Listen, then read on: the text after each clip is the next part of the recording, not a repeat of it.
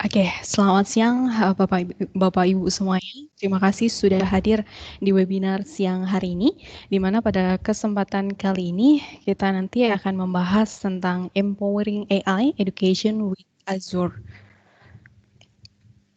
Ya, di mana webinar ini akan berjalan kurang lebih selama 1 jam ke depan, dan nanti akan dibagi menjadi beberapa sesi. Di mana sesi pertama akan ada sesi pembukaan, yang mana nanti sesi pembukaan akan disampaikan oleh Bapak Johannes Alexander, selaku Cloud Solution Architect dari Microsoft Indonesia. Kemudian nanti sesi kedua ada sesi pemaparan atau sesi inti dari webinar siang hari ini, yang mana nanti akan disampaikan oleh Bapak Dr. Ridi Ferdiana selaku Microsoft MVP di Indonesia. Dan yang terakhir nanti ada sesi diskusi atau tanya jawab. Nah, untuk sesi diskusi dan tanya jawab, nanti Bapak Ibu atau teman-teman nanti bisa memanfaatkan dua fitur, yakni fitur percakapan dan fitur mikrofon. Namun apabila Bapak Ibu ingin menggunakan fitur mikrofonnya, mohon bantuan untuk dapat memanfaatkan fitur raise hand terlebih dahulu, sehingga nanti dapat kami persilahkan untuk mengaktifkan fitur mikrofonnya. Untuk saat ini, fitur mikrofon Bapak Ibu kami nonaktifkan dan nanti dapat Bapak Ibu aktifkan ketika sesi diskusi atau tanya jawab berlangsung. Baik Bapak Ibu, untuk menyingkat waktu ya, karena kita mengalokasikan waktu 1 jam untuk sesi webinar siang hari ini, mungkin kita akan langsung saja masuk ke sesi pertama, yakni sesi pembukaan, yang mana akan disampaikan oleh Bapak Johannes Alexander. Waktu dan tempat kami persilahkan. Silakan Bapak Johannes.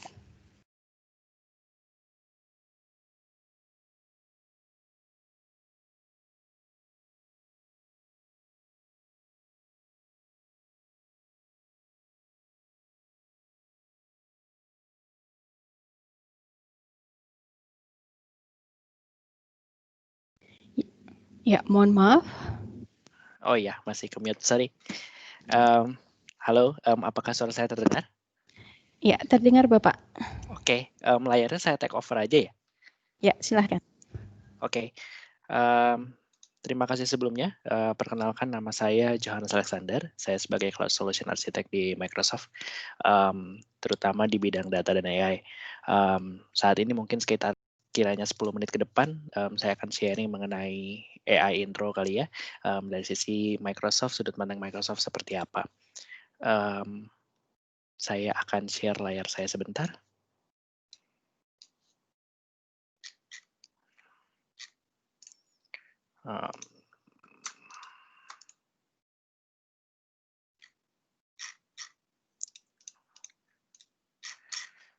Oke. Saya coba share screen saya.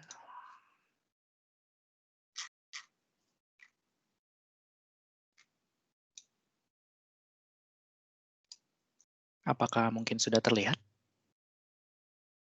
Oke, sudah Bapak. Oke, terima kasih. Terima kasih sekali lagi sebelumnya. Perkenalkan, nama saya Johannes Alexander. Saya Cloud Solution Architect. 10 menit ke depan akan membawakan topik mengenai intro dari Artificial Intelligence. Kurang lebih harapannya bisa sedikit menambah pengetahuan dari rekan-rekan semua, atau sekiranya mungkin ada yang sudah tahu, bisa juga nanti diberitahukan kepada rekan-rekan yang lain gitu ya. Mungkin akan singkat aja dalam 10 menit ke depan, saya akan menjelaskan mengenai artificial intelligence dari sudut pandangnya Microsoft itu seperti apa. Oke, artificial intelligence sendiri dari sudut pandang Microsoft adalah sebuah layanan pre-built model gitu ya. Di sisi Microsoft disebutnya sebagai cognitive service. Jadi sudah ada model-model yang sebelumnya sudah di-build, pre-built gitu ya dari sisi Microsoft yang bisa diakses melalui API. Idenya adalah ketika sekiranya dari rekan-rekan atau dari customer ada yang ingin menggunakan membuat sebuah machine learning model misalnya gitu ya, ingin mendeteksi sesuatu, ingin membuat sebuah inferencing. Ketika kita membuat sebuah machine learning, biasanya ada tahapan-tahapan yang masih dilakukan, ada effort yang masih dilakukan untuk membuat model tersebut, pengumpulan data, training dan segala macam. Nah, AI sendiri membantu dari sudut pandang simplifikasi dan juga deliverability yang jauh lebih cepat. Jadi biasanya dari sudut ketika ada kan yang ingin belajar mengenai AI atau machine learning gitu ya, atau ingin membuat sebuah produk yang terkait dengan machine learning, itu biasanya kita mengarahkan terlebih dahulu ke cognitive service, di mana sudah ada pre-built model yang ditawarkan, udah ada beberapa layanan seperti yang ada di layar ini. Kalau saya boleh ganti dengan pointer, sudah ada pre-built model yang dapat digunakan untuk simplify deliverability dari rekan-rekan semua yang ingin mencoba gitu ya. Jadi misalnya paling mudah seandainya mungkin kalau rekan-rekan ingin melakukan pendeteksi apakah seseorang menggunakan masker wajah misalnya gitu ya karena dalam rangka pandemi. Nah, jika sebelumnya hal ini dimungkinkan dengan pembuatan machine learning model, di mana artinya rekan-rekan mesti membuat sebuah code, melakukan pengumpulan data, training dan segala macam, dimungkinkan dengan cognitive service ini beberapa step di-cut gitu ya. Jadi kita bisa membuat model, kita bisa membuat machine learning yang jauh lebih mudah dengan model-model yang sudah disediakan dan kita hanya sesimpel memanggil API. Untuk layanannya sendiri itu ada beberapa hal, ada mulai dari vision gitu ya. Vision di sini misalnya kita bisa mengenali wajah, mengenali umur, mengenali emosi gitu ya dari sebuah gambar maupun sebuah video. Berikutnya ada speech, kalau ternyata kita ingin mendeteksi dari sebuah ucapan gitu ya. Misalnya kita mau melakukan filtering noise atau kita mau melakukan speech to text gitu. Ini ada layanan speech yang bisa digunakan secara instan. Ada juga language, knowledge dan beberapa hal yang lainnya. Jadi idenya di sini sudah ada beberapa klasifikasi kognitif yang disebut dari sisi Microsoft yang dapat digunakan dengan mudah.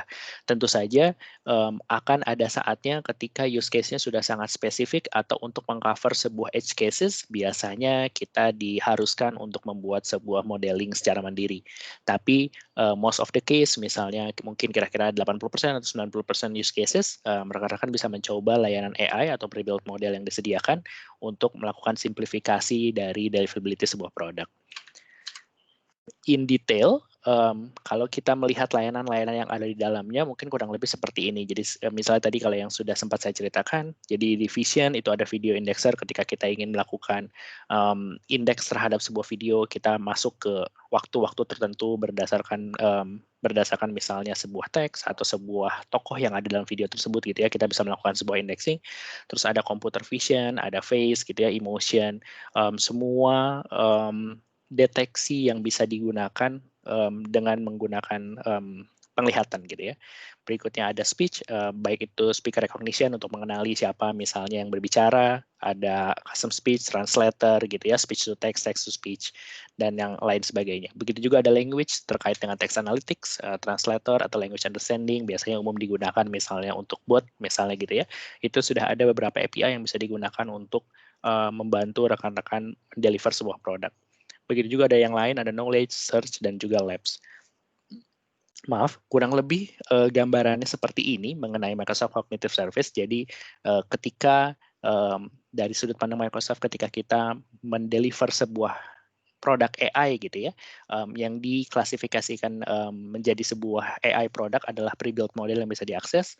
Jadi rekan-rekan bisa memilih, untuk misalnya melakukan sebuah deliver produk secara cepat, misalnya untuk prototyping gitu ya, itu bisa menggunakan AI services yang sudah ada, sangat mudah, hanya tinggal memerlukan beberapa line of code untuk memanggil REST API-nya lalu menerjemahkan gitu ya, dan juga selain dari itu, ketika nanti kita sudah mature produknya, menemukan beberapa edge cases yang mungkin kita memerlukan penanganan terpisah, baru kita bisa masuk ke ranah machine learning. Nah, ini slide terakhir dari saya untuk intro. Jadi ketika kita berbicara mengenai AI atau machine learning on Azure, mungkin seperti yang tadi sebelumnya saya sudah utarakan, biasanya dari sudut pandang Microsoft, kita akan mengarahkan rekan-rekan semua untuk menggunakan solusi AI yang ada. yaitu cognitive service yang tadi, dengan tujuan kita bisa melakukan simplify solution development gitu ya. Sudah ada pre-trained model yang bisa digunakan dengan mudah dan rekan-rekan bisa langsung mulai apply di sisi yang ini. Jadi mulai dari vision, speech, language, dan search. Ketika ada kalanya rekan-rekan menemui kondisi di mana pre-trained model ini tidak lagi mencukupi atau misalnya ada beberapa edge cases di mana membutuhkan pembuatan machine learning model secara spesifik dari sisi Azure untuk machine learning-nya itu juga mempunyai atau mendukung support dari beberapa popular framework yang ada gitu ya dari sisi machine learning framework-nya, baik itu menggunakan PyTorch, TensorFlow, Keras gitu ya atau Onyx, itu semuanya dimungkinkan. Di bawahnya lagi ketika kita berbicara layer, framework ini bisa jalan di beberapa services yang ada. Tergantung dari kebutuhan yang teman-teman punyai, kebutuhan yang rekan-rekan punyai, sekiranya rekan-rekan memiliki capability yang heavy di sisi Spark, itu ada Azure Databricks. Ketika ada rekan-rekan memiliki heavy di Python atau R gitu ya, yang vanilla bisa menggunakan Azure Machine Learning, atau bisa juga menggunakan Machine Learning VMs, sekiranya memerlukan kostumasi yang lebih di level virtual machine. Semua solusi ini didukung dengan powerful infrastructure yang untuk mengakselerate deep learning misalnya gitu ya, untuk melakukan training, inferencing juga, itu bisa running di atas CPU, bisa running di atas GPU, dan juga bisa running di atas FPGA, sekiranya rekan-rekan memiliki kebutuhan khusus gitu ya, jika ada sebuah model yang bisa running spesifik di FPGA, itu bisa memberikan hasil yang lebih maksimal. Terakhir, deployment juga dimungkinkan untuk di model yang sudah dibuat, itu bisa di-deploy di mana saja by default. Umumnya ketika kita membuat sebuah machine learning model, itu bisa diregistrasikan, mungkin istilahnya MLOps gitu ya, machine learning operation, itu bisa diregistrasikan, bisa kita membuat versioning dari model tersebut di dalam Azure Machine Learning, dan model tersebut umumnya biasanya kita deploy dalam bentuk kontainer, sehingga bisa di-deploy di on-premises, bisa di-deploy di cloud, dan juga di edge devices. Jadi sekiranya kalau rekan-rekan punya komputer yang ada di edge devices, misalnya Raspberry Pi yang sangat mungil gitu ya, jika ingin melakukan inferencing di sana, itu pun dimungkinkan dengan cara melakukan deployment model tersebut. Kurang lebih itu dari saya. Mungkin saya kembalikan ke naratornya. Terima kasih sebelumnya. Ya, oke. Terima kasih Bapak Johannes atas introduction-nya tentang AI dari sudut pandang Microsoft. Ya, teman-teman, kita sudah istilahnya dibukakan ya wawasannya terkait AI seperti apa yang bisa kita implementasikan jika menggunakan teknologi Microsoft. Baik, mungkin kita akan langsung memasuki sesi inti, yakni sesi pemaparan materi yang lebih dalam lagi begitu ya. Kalau tadi dari Bapak Johannes masih merupakan pengantarnya saja begitu, di mana sesi kedua ini nanti akan jauh lebih dalam lagi, yang mana akan disampaikan oleh Bapak Dr. Ridi Ferdiana. Waktu dan tempat kami persilahkan. Silakan Bapak. Oke, semoga suara saya sudah terdengar ya. Ya, sudah Bapak. Oke, terima kasih sekali Pak Johannes atas pemaparannya. Jadi rekan-rekan sekalian, yang saya lanjutkan adalah terkait apa yang akan dilakukan yang sudah disampaikan oleh Pak Johannes gitu ya. Saya juga tentu akan sangat banyak belajar dari beliau terkait dengan bagaimana implementasi AI di komputasi awan, khususnya di Azure. Oke, izinkan saya untuk melakukan sharing screen terlebih dahulu.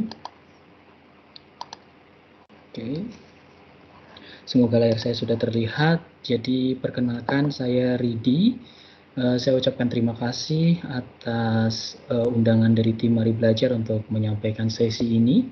30 menit ke depan saya akan menyampaikan suatu konsep fundamental sekali yang kita sebut dengan Azure AI for Educators. Saya adalah Microsoft MVP untuk Developer Tools, Visual Studio, dan Certified Trainer untuk Azure, dan juga Certified untuk DevOps Expert. Oke, kita bisa berkomunikasi lebih lanjut di mic.ms/ridi. Nanti akan terhubung dengan LinkedIn saya. Karena waktu saya yang cukup singkat, maka mungkin nanti beberapa diskusi mungkin bisa berlanjut di luar sesi ini. Tapi tujuan dari sesi ini adalah untuk sekedar sharing apa yang bisa kita lakukan dengan Azure, ya, terutama khususnya di bidang AI atau Artificial Intelligence. Saya membuat sebuah catatan, saya bukan ahli di AI, saya harus banyak belajar AI. Sertifikasi saya untuk AI hanya Azure AI Fundamental, jadi masih fundamental sekali. Jadi saya bisa berkata atau menjawab saya tidak tahu, ya, seperti itu. Oke, kita langsung saja rekan-rekan. Azure AI, apa yang menarik dari Azure AI terkait dengan implementasinya di keseharian kita sebagai educators. Oke. Kalau kita bicara Azure AI, maka agenda kita hari ini selama 30 menit ke depan kita akan membahas tentang AI di ekosistem Microsoft. Tadi sudah disampaikan secara rinci, secara komprehensif terkait pilihan AI di ekosistem Microsoft, dan nanti akan saya coba kupas ulang dan mendetailkan beberapa aspek yang mungkin sudah lebih detail sebelumnya. Kemudian nanti saya akan terjun, kita akan sama-sama berdiskusi bagaimana mengaplikasikan pembelajaran AI, ya. Apa yang bisa kita lakukan untuk adik-adik mahasiswa kita, apa yang bisa kita lakukan sebagai educators untuk terus up to date di bidang AI ini. Dan nanti saya akan melakukan sedikit satu case study implementasi Azure AI for Educator di bidang layanan cognitive services. Salah satu layanan yang disediakan oleh Microsoft di ekosistem AI. Oke. AI di ekosistem Microsoft sendiri bukan seseorang yang baru atau bukan organisasi yang baru yang mengimplementasikan AI. Saya ingat sekali pertama kali saya terlibat dalam suatu inisiatif AI di ekosistem Microsoft adalah adanya sinergi antara Ford dengan Microsoft. Pada saat itu Ford membuat sebuah solusi yang kita sebut dengan Ford Sync, yang salah satunya di dalamnya terdapat AI, yang mungkin Bapak Ibu bisa lihat kemampuannya yang terdapat di beberapa mobil Ford. Tapi ternyata itu tidak cukup. AI di ekosistem Microsoft saat ini sudah sangat-sangat maju. Ekosistem AI Microsoft sekarang cukup maju tetapi sangat sederhana. Kenapa saya katakan sederhana? Microsoft saat ini cuma punya dua produk, Microsoft Azure dan Microsoft 365. Kalau Bapak Ibu ingat Microsoft Windows, sekarang sudah masuk ke Microsoft 365. Kalau Bapak Ibu ingat Office, sekarang masuk ke Microsoft 365. Jadi Microsoft 365 dan Microsoft Azure ini adalah dua produk utama dari Microsoft. Yang dua produk utama dari Microsoft ini sudah memiliki AI secara built-in. Entah kita menggunakan Microsoft Office, di sana ada AI. Entah kita menggunakan Microsoft Azure, di sana ada AI. Entah kita menggunakan Visual Studio, di sana ada AI.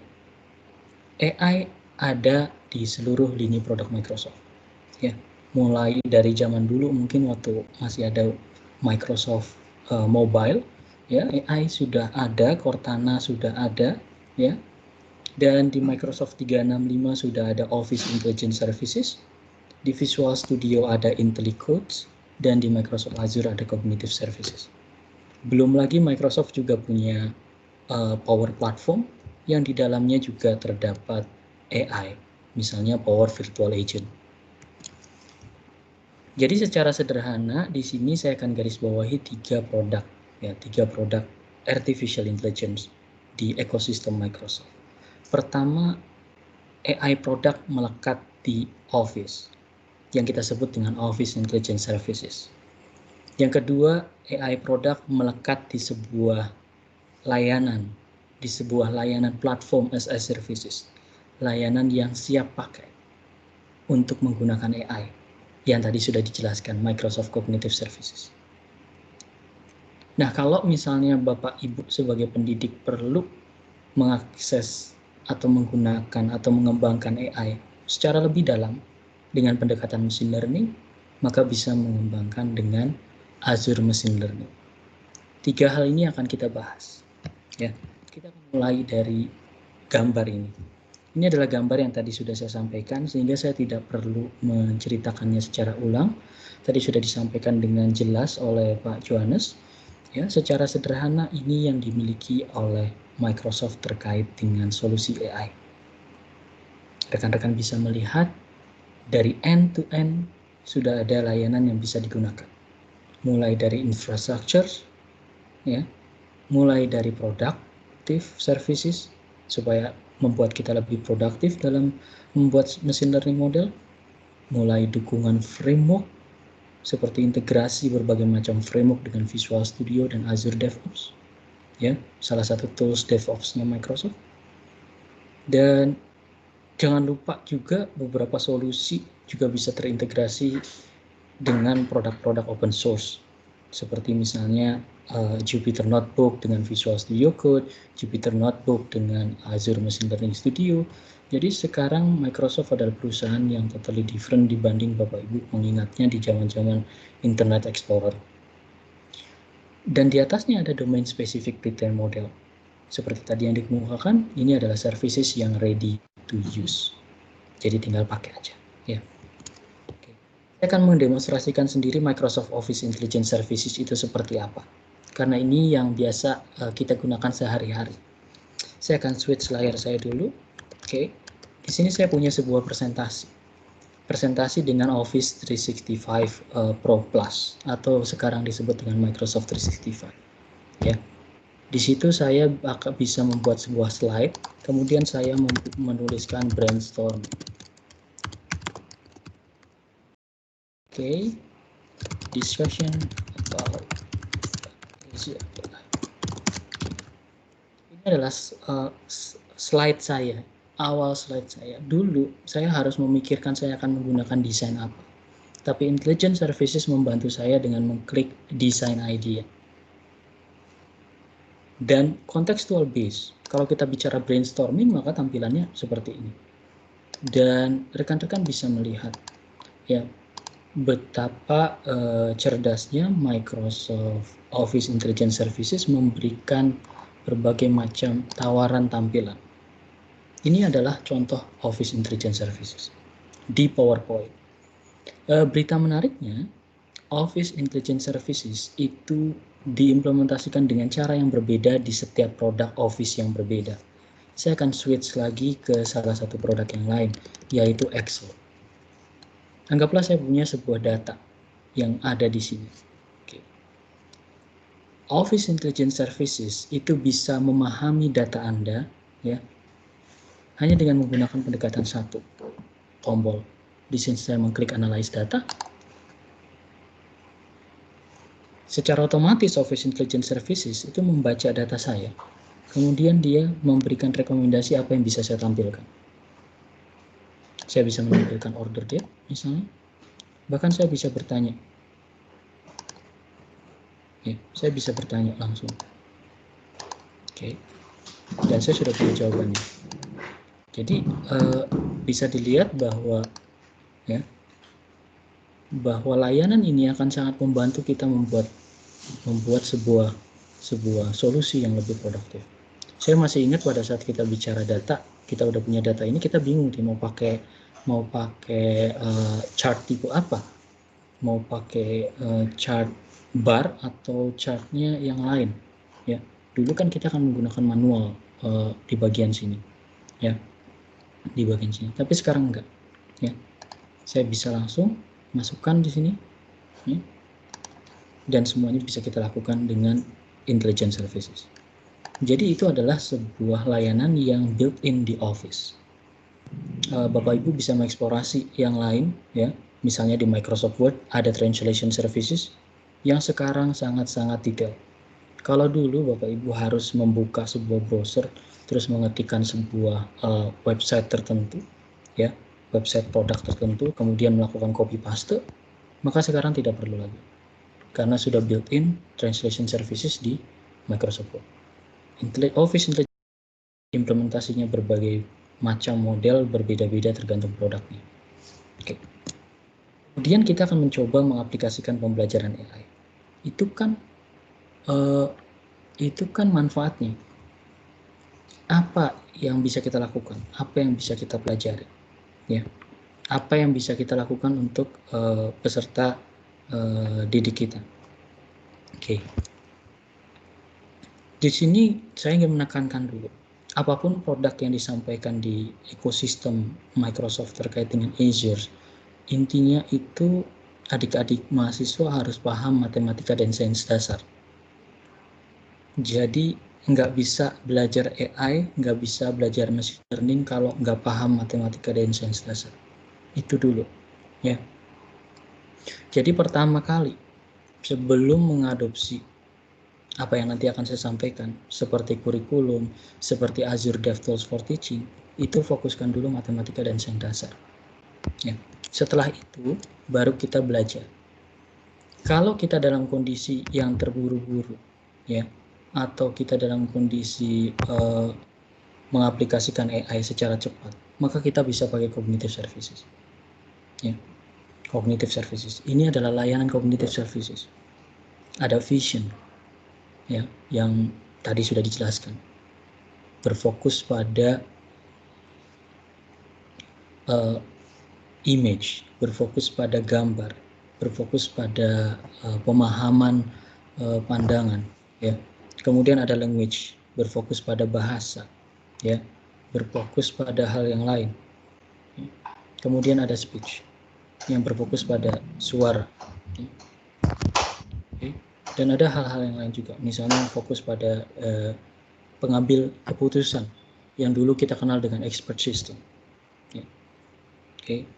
Untuk anomali detektor atau untuk konten moderator itu udah ada semua, atau pencarian yang basisnya Bing Search atau Microsoft Search itu sudah ada.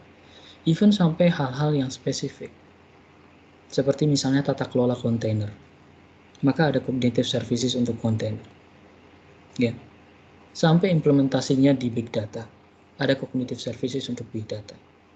Jadi yang mau saya bilang, hampir semua aktivitas yang umum kita lakukan skenarionya ada di sini. Seperti tadi yang dikemukakan, 80-90% aktivitas yang kita lakukan untuk mengaplikasikan AI ada di sini. Tapi kalau nggak ada di sini, kalau tidak ada di sini, jadi ini bisa diaplikasikan untuk pembelajaran yang sifatnya memperkenalkan AI. Tapi pada saat kita ingin belajar, memahami, mengembangkan, dan mengaplikasikan yang lebih dalam, mungkin ini nggak cukup. Mungkin kita bisa step ahead lagi. Ya. Kita bisa belajar dulu proses data science.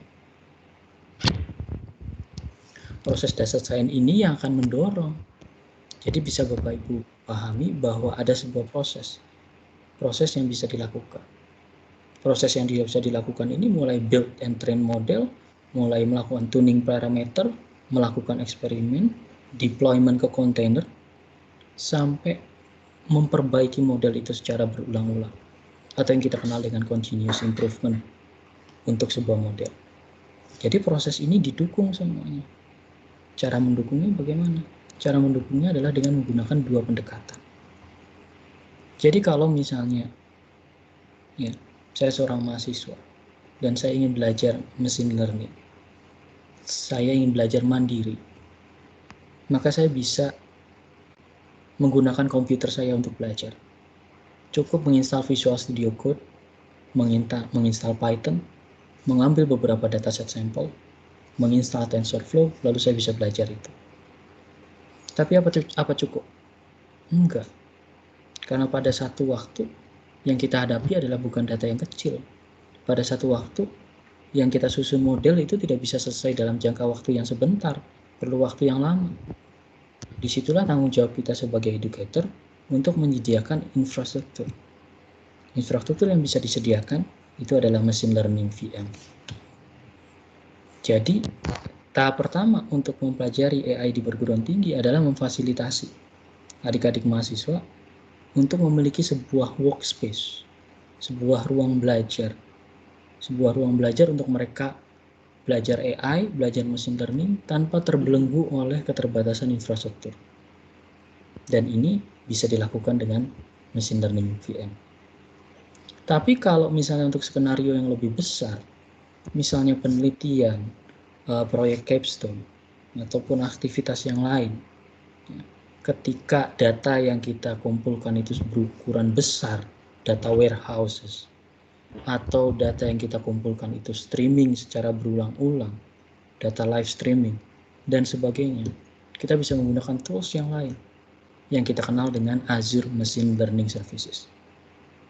Kalau teman-teman atau Bapak Ibu sekalian belajar tentang Machine Learning VM, maka solusi ini adalah solusi berbasis infrastruktur as a services. Bentuknya infrastruktur. Sama saja kita seperti memfasilitasi adik-adik mahasiswa berupa virtual machine. Tapi kalau kita menggunakan Azure Databricks untuk tata kelola big datanya, ya, kemudian kita menggunakan combine dengan Azure Machine Learning, ini adalah solusi platform as services. Solusi yang membuat kita lebih produktif untuk data berskala besar. Jadi ada dua skenario umum ini yang digunakan. Ya. Apa yang menarik dari data science virtual machine? Ya, enaknya menggunakan data science virtual machine, saya nggak perlu memikirkan berbagai hal untuk men-setup virtual machine saya. Saya ingat sekali kalau misalnya saya belajar sebuah machine learning atau AI, ya, sendiri secara mandiri, maka mungkin kita harus menginstal semua tools tersebut di komputer kita. Bayangkan kalau adik-adik kita kurang beruntung, komputernya nggak kuat, ya, kapasitasnya terbatas. Apakah mereka nggak boleh belajar data science? Enggak. Jawab kita sebagai educator, tanggung jawab kita sebagai institution, academic institution untuk facilitate mereka. Caranya dengan data science virtual machine.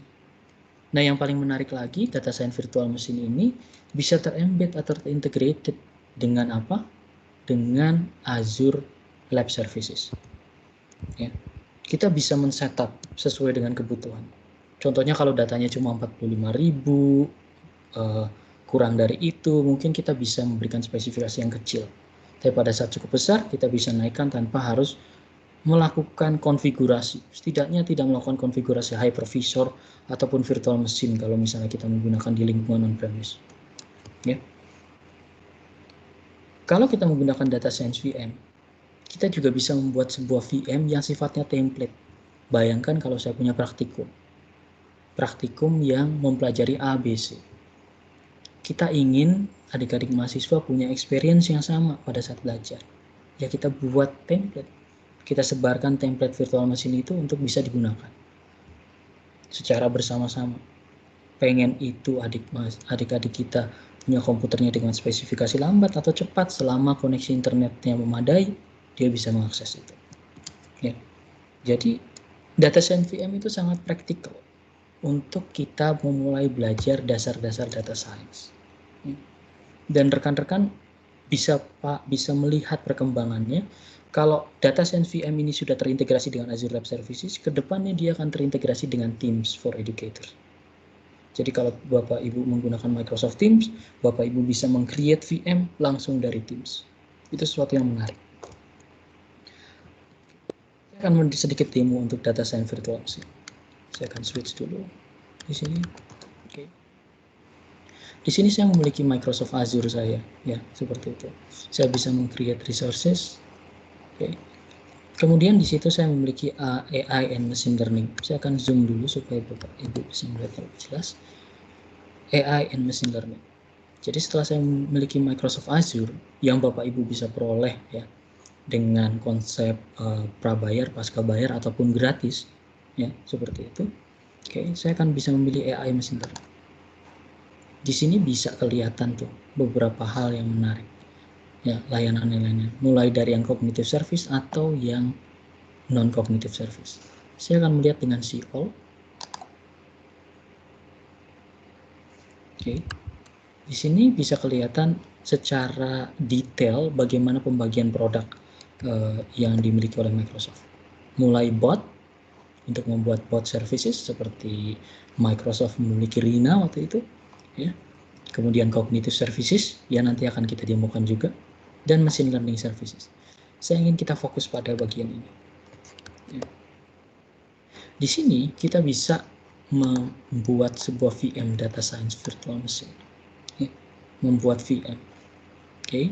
Membuat VM, entah itu kita built-in Ubuntu ataupun built-in virtual machine Windows Server 2019.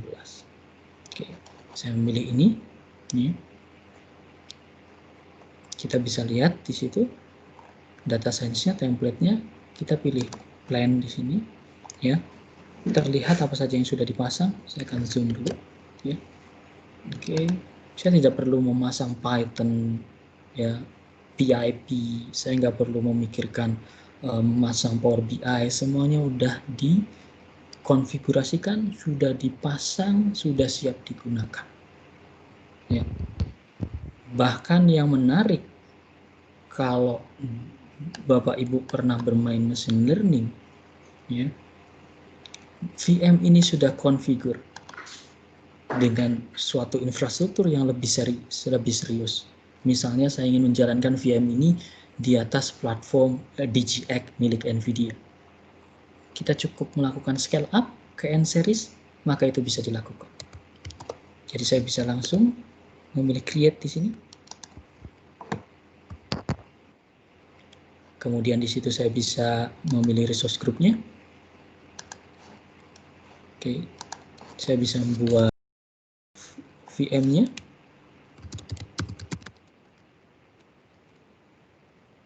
Kemudian saya akan letakkan di mana.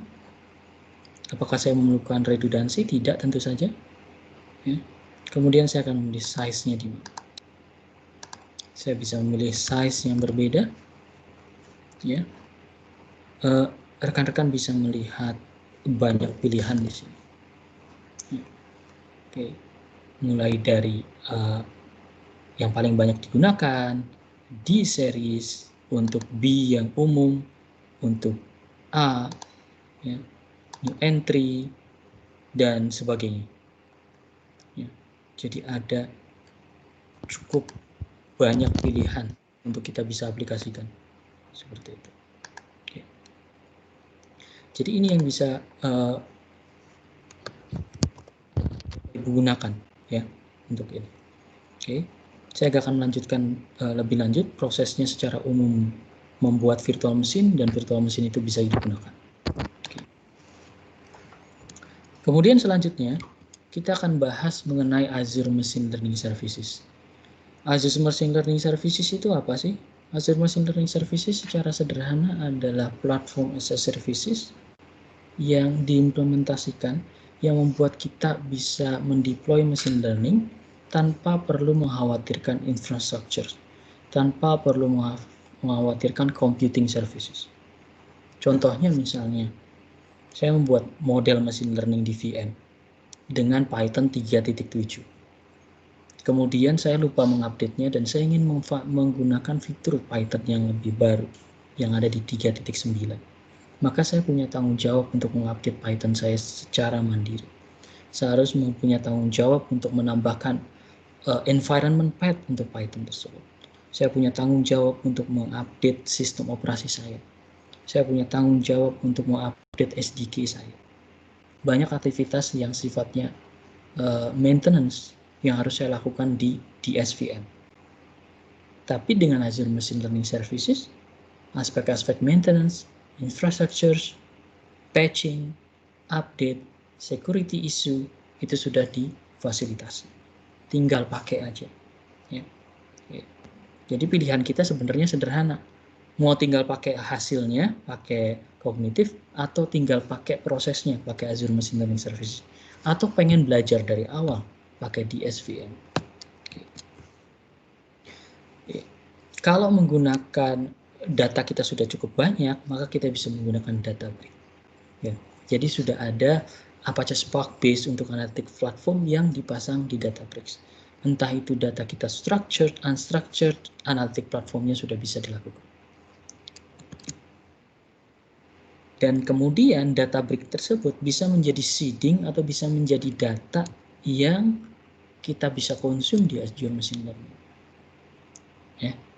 Azure Machine Learning akan mengambil data tersebut, akan mengimpor data tersebut, akan mentraining model tersebut, ya, akan memberikan informasi tentang validitas dan kualitas dari data kita, sampai dia membantu untuk mendeploykannya menjadi kontainer, sehingga siap diakses oleh aplikasi-aplikasi yang hendak mengkonsumsi aplikasi kita atau model AI kita.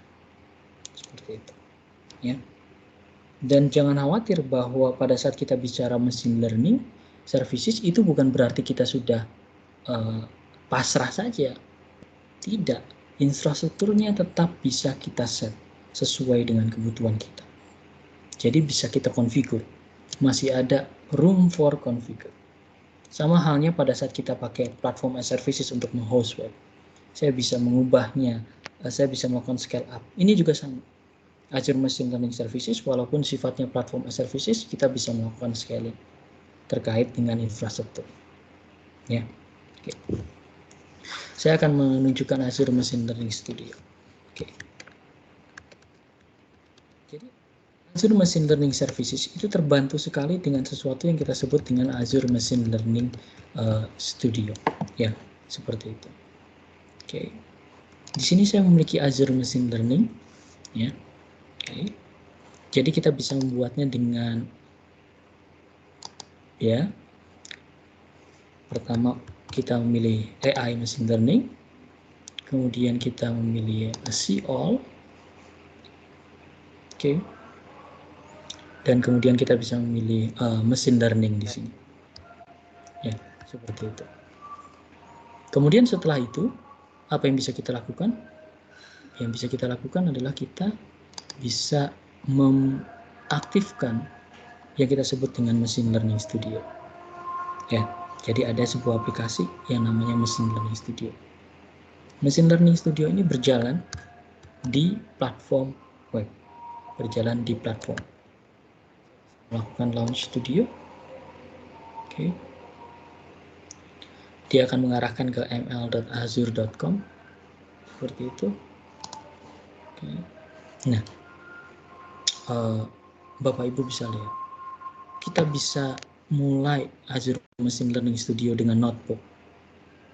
Kita juga bisa melakukan pengembangan Azure Machine Learning Studio dengan designer, drag and drop. Ya. Dan kita juga bisa melakukan proses pembuatan machine learning secara otomatis. Seperti itu. Jadi bisa dilihat seperti ini. Ya, kita bisa mulai dari notebook, designer, atau automated machine learning. Seperti itu. Ya. Kalau notebook, tentu Bapak Ibu tahu tentang Azure Jupyter. Seperti itu. Jupyter Notebook, ya. Kalau automated machine learning, maka ini sesuatu yang baru, ya, yang mana Microsoft mencoba membantu melakukan tuning berdasarkan data yang kita berikan. Atau kita juga bisa menggunakan designer. Ya, designer ini akan membantu kita mengkonfigurasikan machine learning project, ya, dengan menggunakan drag and drop atau visual development model. Ya. Contohnya desainer, saya akan coba tunjukkan desainer yang udah jadi. Misalnya saat ini kami tengah meneliti untuk memahami bahasa kucing, dan di sini kami memiliki sebuah machine learning model. Kita sudah mengambil datasetnya, anggap saja kita memiliki datasetnya. Di sini kita memiliki desainernya, ya, dan di sini desainernya, ya, bisa terlihat, ya, tampilannya. Wah, sayangnya saya tidak mendukung ini. Saya harus switch ke browser yang lebih mendukung, ya.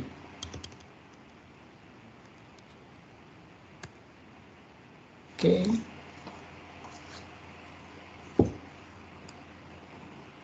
Oke.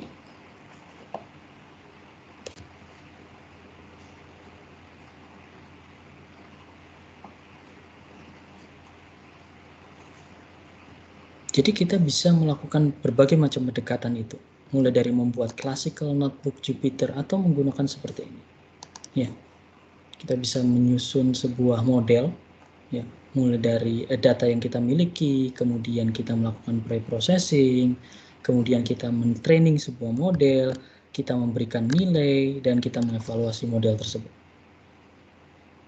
Semudah itu menggunakan machine learning studio. Ya. Oke. Kemudian kita akan membahas mengenai Microsoft Cognitive Services.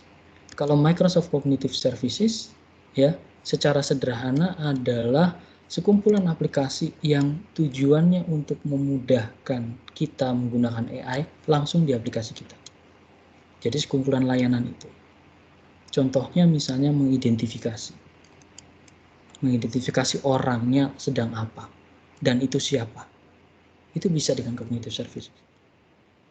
Ya, atau Anda pengen tahu kalau Anda lebih mirip selebriti yang mana, ya, maka itu juga bisa dilakukan. Kemiripan itu bisa dilakukan juga. Oke. Atau ingin memodifikasi, ya, memodifikasi secara tampilan dan sebagainya, itu juga bisa dilakukan. Jadi Cognitive Services itu punya banyak pilihan, punya banyak solusi yang bisa kita gunakan. Dan kita bisa menggunakannya entah itu di Python dengan Jupyter Notebook-nya, atau kita bisa membuat C# code, kemudian kita konsum di ASP.NET MVC, atau kita buat REST API, kemudian dikonsum di Node.js, atau kita buat apapun itu.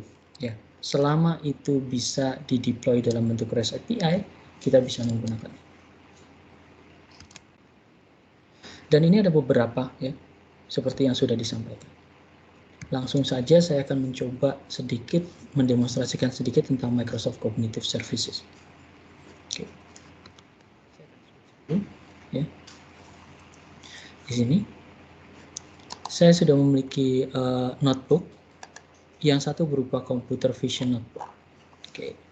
Computer vision. Di sini saya sudah memiliki computer vision notebook, ya. Ini adalah sebuah notebook yang kita deploy, ya. Oke. Ya, mungkin cocok untuk tugas-tugas praktikum gitu ya. Oke.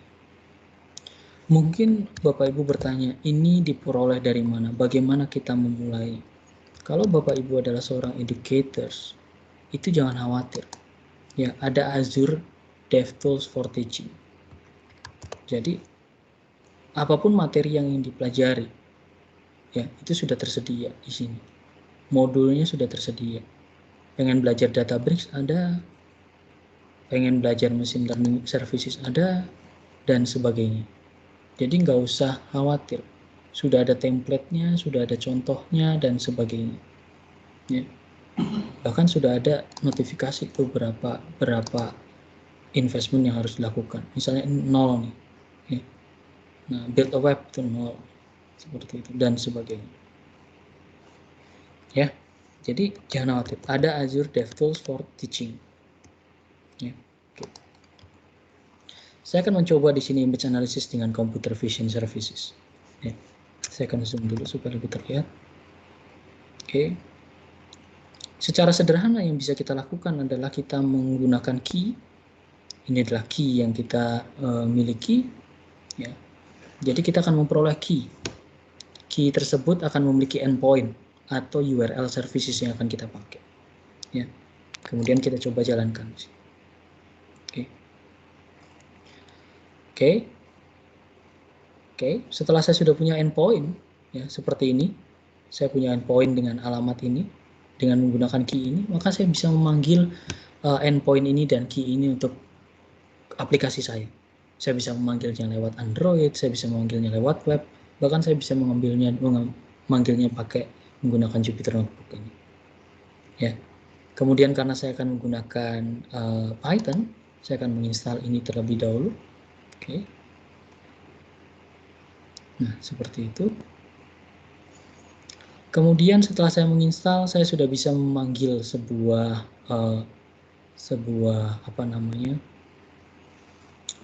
kode untuk mengenali deskripsi sebuah gambar. Saya punya kode, ya, saya punya sebuah gambar, saya beri nama gambarnya store cam1. Oke. Saya letakkan di folder data/vision/store cam1.jpg.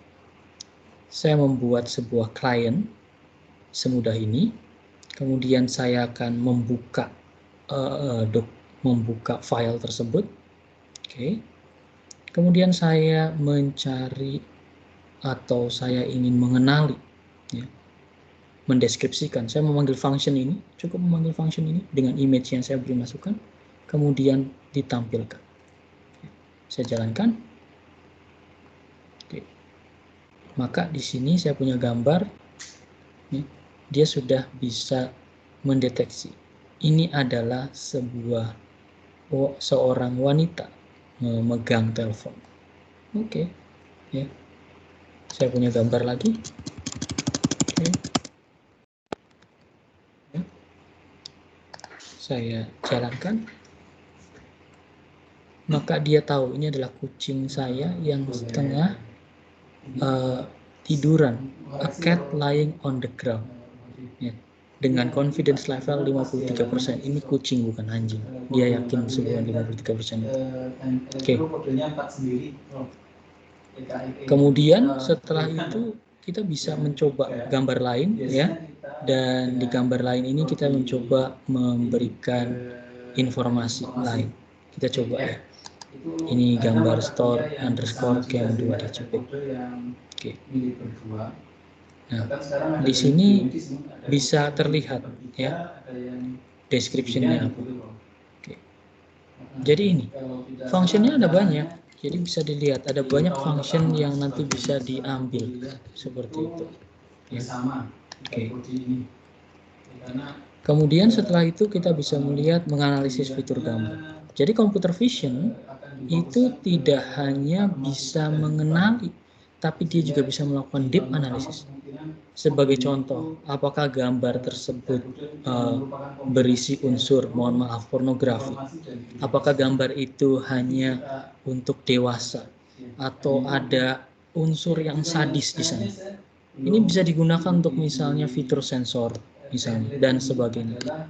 Dan kita juga bisa menganalisis gambar yang lain. Ya.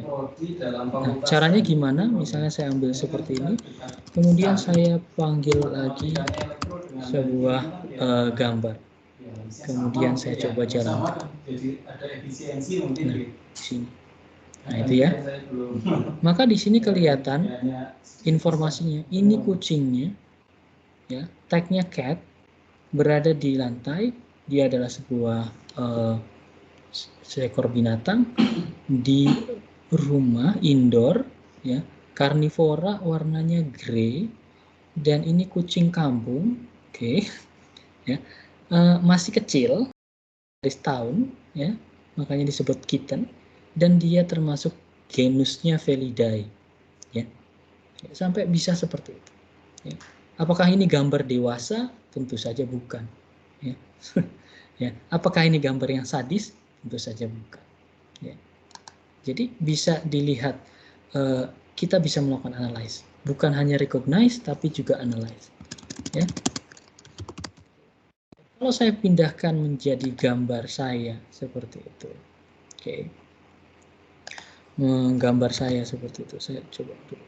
Nah, ini gambar saya 1 tahun ini. Oke, gambar saya di sini.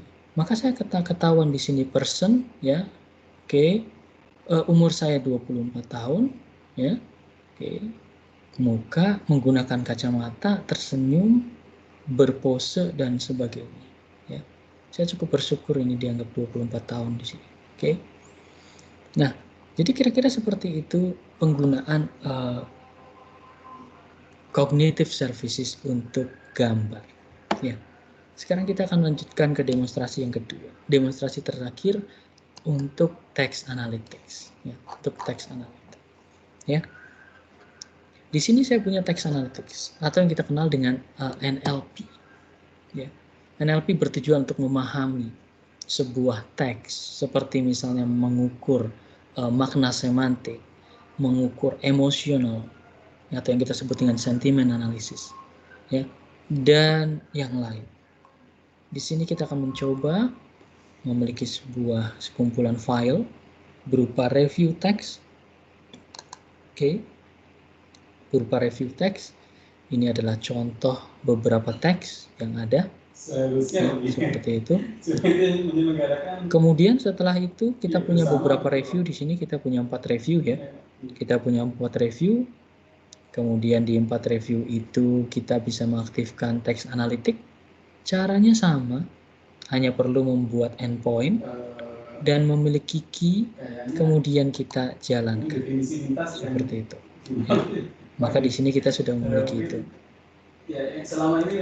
Kemudian setelah itu kita memasang paket instalasinya, ya, yang ada di Python, sama seperti itu.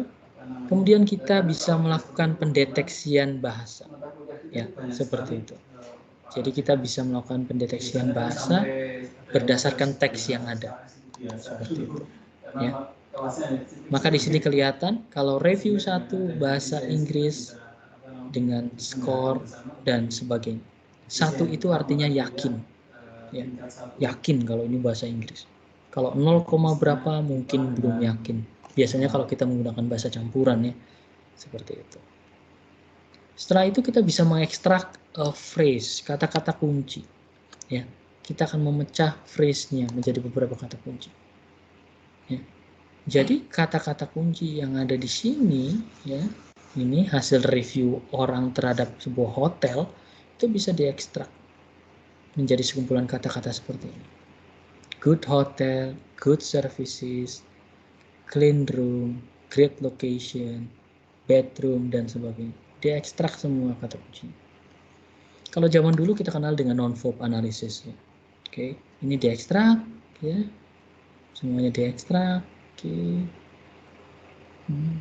Kita bisa ekstrak seperti itu. Dan bukan hanya bisa mengekstrak untuk kebutuhan pemahaman kita terhadap frase tersebut, kita juga bisa mengukur sentimennya dengan menggunakan sentiment analysis .document, kemudian di skor. Kalau skornya kurang dari 0,5 kita sebut negatif, kalau di atas kita sebut dengan positif. Ya, saya akan jalankan dulu. Ya, hasilnya bisa dicek. Ya. Review pertama itu positif, review kedua itu negatif, dan seterusnya. Ya, seperti itu. Bahkan bukan hanya itu, bukan hanya mengetahui sentimen analisis, kita bisa menemukan fakta-fakta yang menarik terhadap apa yang sudah ditulis, atau kita kenal dengan entitas yang dikenal. Seperti tadi, selain kita mendeteksi orang itu tengah apa, dia juga bisa paham kalau orang itu adalah Bill Gates, misalnya seperti itu. Oke. Nah, di sini contohnya. Di sini kata-kata kunci yang tadi, Royal Hotel, itu ditemukan URL-nya, London, waktunya, lokasinya, India, dan sebagainya. Museum, British Museum. Jadi fakta-fakta yang bisa diambil itu bisa dieksplor lebih lanjut. Ya, seperti itu. Kita bisa lihat bahwa cognitive services sendiri sudah mencukup untuk aktivitas kita mengaplikasikan AI. Ya, seperti itu. Oke. Jadi mungkin itu ya sesi kami terkait dengan AI di Azure ya. Mungkin setelah ini kita akan diskusi atau tanya jawab, dan sesi ini akan saya serahkan kembali ke Ning selaku moderator, silahkan. Oke, terima kasih Pak Ridi. Ya, Bapak Ibu, kita tadi baru saja dijelaskan oleh Bapak Johannes dan Pak Ridi. Istilahnya tadi Pak Johannes telah menjelaskan tentang introduction-nya seperti apa AI ini. Kemudian Pak Ridi menjelaskan lebih lanjut tentang implementasi dari AI ini untuk istilahnya lebih kaitannya dengan pendidikan begitu. Di mana tadi beliau memberikan demo tentang mulai dari Microsoft Office Intelligence Services, kemudian Data Science Virtual Machine, kemudian ada juga Azure Machine Learning Studio, dan yang terakhir tadi kita telah didemokan tentang bagaimana memanfaatkan Microsoft Cognitive Services. Nah, silakan Bapak Ibu jika ada pertanyaan bisa di kolom percakapan, atau bisa juga langsung raise hand, dan nanti akan kami persilahkan bagi Bapak Ibu untuk istilahnya mengaktifkan fitur mikrofonnya. Oke, di kolom percakapan saya lihat sudah ada pertanyaan. Saya coba lihat terlebih dahulu. Oke, pertanyaannya ada dari Mas Fatur Rahman. Beberapa isu untuk prediksi data dengan model deep learning jika dilakukan di device adalah kecepatan dan ukuran model yang besar. Apakah di Azure sendiri terdapat layanan untuk hosting model deep learning yang nantinya bisa digunakan dan kecepatan untuk prediksinya berjalan lebih cepat daripada di device?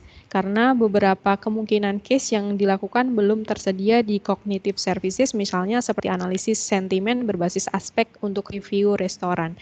Mungkin Pak Ridi atau Bapak Johannes bisa menanggapi terkait pertanyaan ini.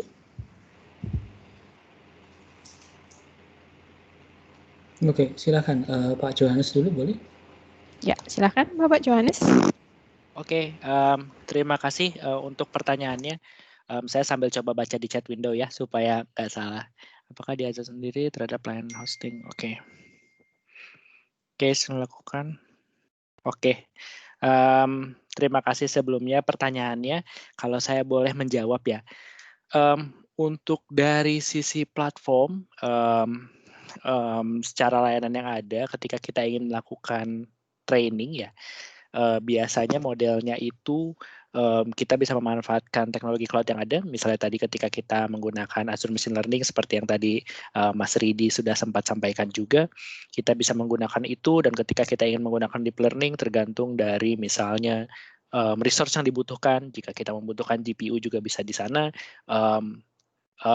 Untuk semua use case yang ada bisa menurut pengalaman saya bisa diselesaikan di sana. Namun ada baiknya kita memisahkan antara proses trainingnya dan juga inferencing-nya. Jadi untuk training bisa di sana dan untuk inferencing itu biasanya bisa dilakukan di beberapa tempat. Sekiranya modelnya cukup kecil itu bisa dilakukan di devices gitu ya, di edge devices, apakah itu di handphone, apakah itu bisa di Raspberry Pi gitu ya. Namun jika yang dimaksudkan di sini ada part pertanyaannya kecepatan untuk prediksi berjalan lebih cepat daripada di device, itu juga bisa. Di Azure Machine Learning itu memungkinkan kita langsung membuat endpoint untuk proses inferencing.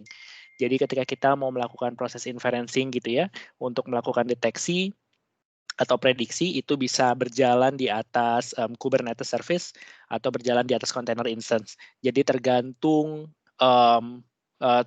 dari seberapa kompleks inference yang dibutuhkan. Sekiranya memerlukan resources yang lebih besar, itu bisa menggunakan Kubernetes gitu ya. Jadi nanti bisa scaling di sana modelnya dengan REST API endpoint. Jadi nanti dari devices yang diperlukan untuk melakukan inferencing bisa melakukan tembak API ke sana dan get resultnya balik.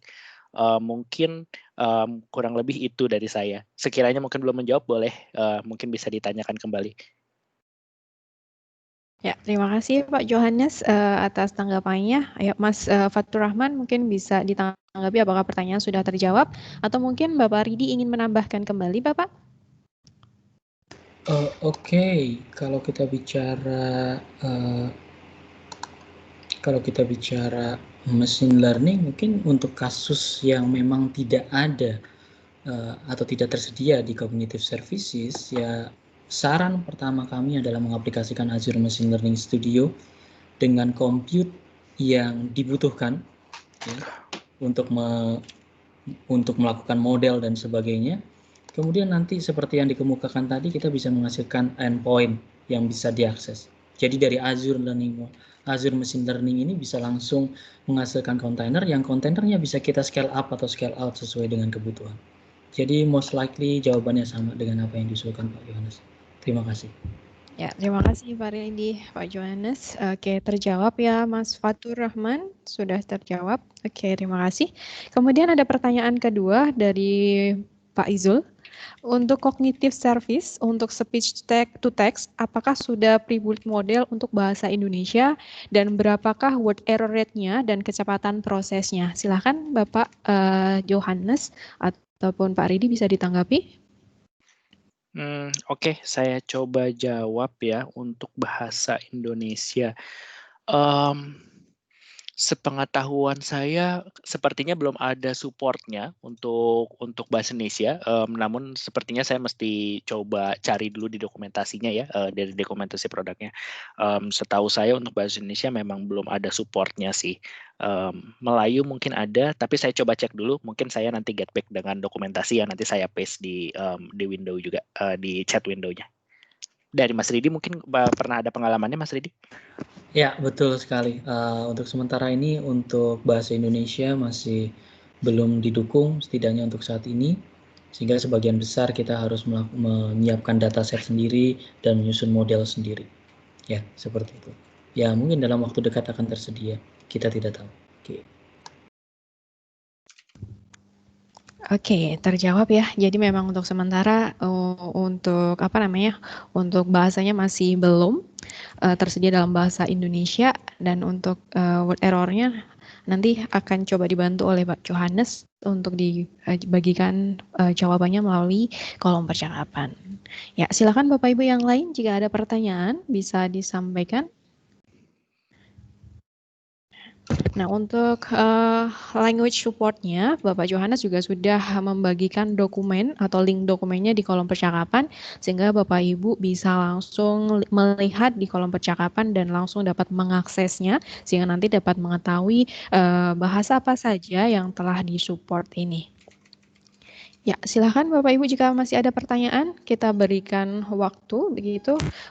Mumpung ini ada ahlinya begitu ya, ada Bapak Johannes Alexander dari Microsoft Indonesia dan kemudian Bapak Ridi Ferdiana yang juga sudah terbiasa berkecimpung begitu dalam teknologi Microsoft begitu. Silakan bisa disampaikan pertanyaannya.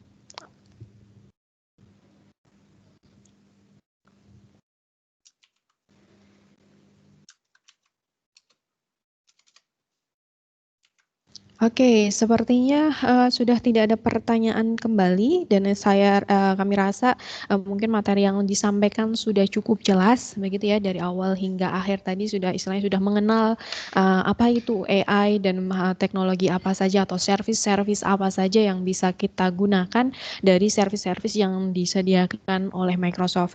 Dan istilahnya dari durasi waktu yang kami alokasikan yakni selama 1 jam ini juga sudah cukup begitu ya, sudah melebihi dari waktu yang dialokasikan yakni saat ini sudah lebih 10 menit. Sehingga kami rasa untuk kegiatan webinar pada siang hari ini kami cukupkan sekian. Tadi juga istilahnya sudah diinfokan juga apabila nanti bapak-bapak ibu begitu ya, Bapak Ibu ada pertanyaan lanjutan yang ingin coba mungkin digali, tadi juga Pak Ridi juga sudah open mempersilahkan begitu, apabila ingin berkomunikasi lebih lanjut nanti bisa kontak beliau di LinkedIn-nya beliau begitu, nanti bisa langsung cek coba di account-nya beliau. Baik Bapak Ibu, untuk kegiatan webinar siang hari ini kami cukupkan sekian. Kurang lebihnya kami mohon maaf. Kami ucapkan terima kasih atas kesediaan Bapak Johannes dan Bapak Ridi Ferdiana telah membagikan wawasannya kepada kita bersama Mari Belajar untuk memberikan wawasan tentang AI ini dan implementasinya di dunia edukasi. Kami dari Mari Belajar dan beserta para pembicara pamit pada sesi webinar siang hari ini. Kurang lebihnya kami mohon maaf. Sampai jumpa pada webinar selanjutnya. Terima kasih. Selamat sore. Terima kasih semuanya. Sore, terima kasih semuanya.